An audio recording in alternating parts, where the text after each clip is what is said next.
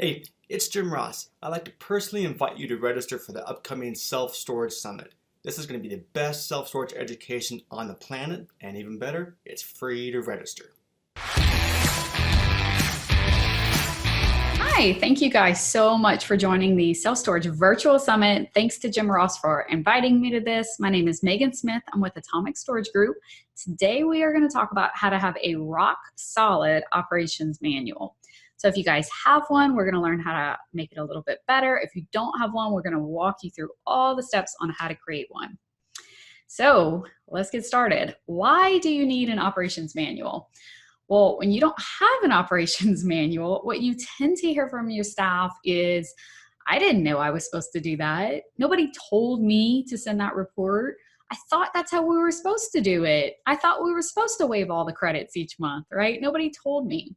You get inconsistent decisions, you get emotional responses to problems, and you get tribal knowledge, right? So whenever the customer's in there and they want that late fee waived, you get that emotional manager response, oh, I'm so sorry, we'll waive it, because you don't have a process for it.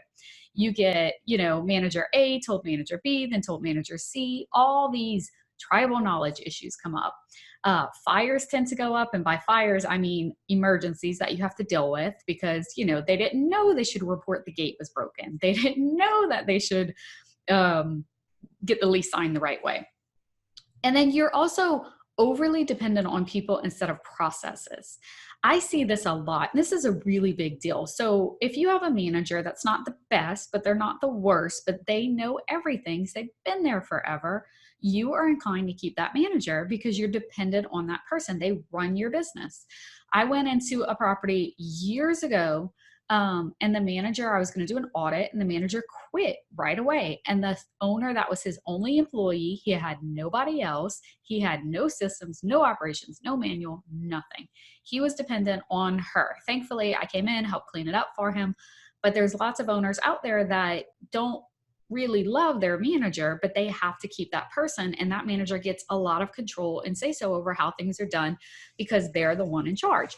So you become really, really dependent on the people, not the process. That is not what we want to do as business owners. So we have to document everything exactly how we want it. That's our job.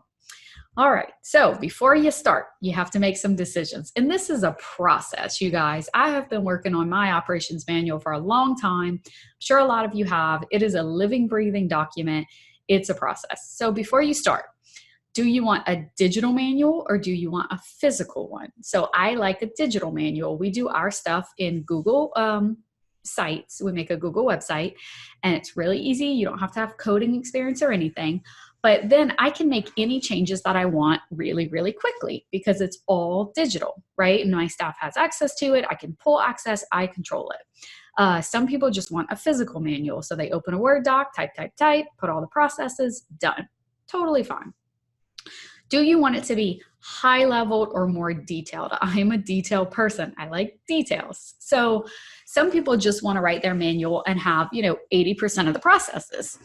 I'm moving around a lot, sorry. So some people want to have, 80% of the processes. They want just kind of the high level.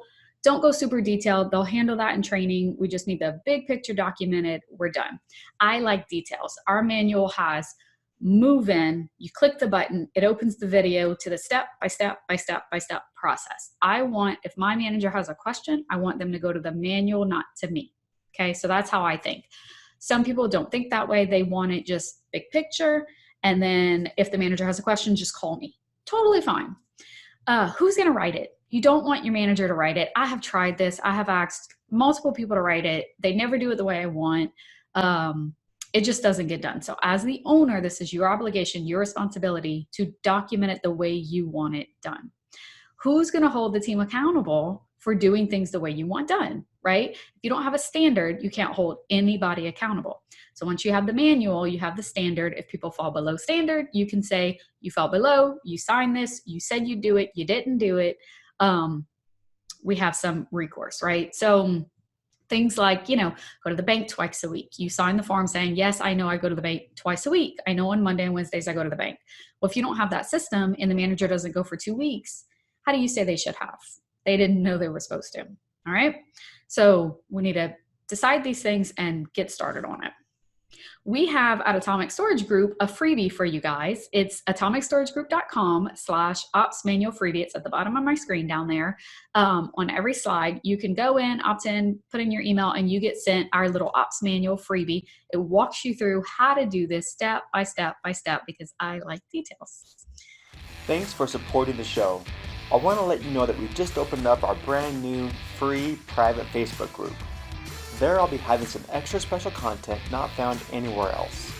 If you really want your facility to be a success in today's market, then this is going to be the place for you. You can request to join us at selfstoragecommunity.com or search for Self Storage Domination Community on Facebook.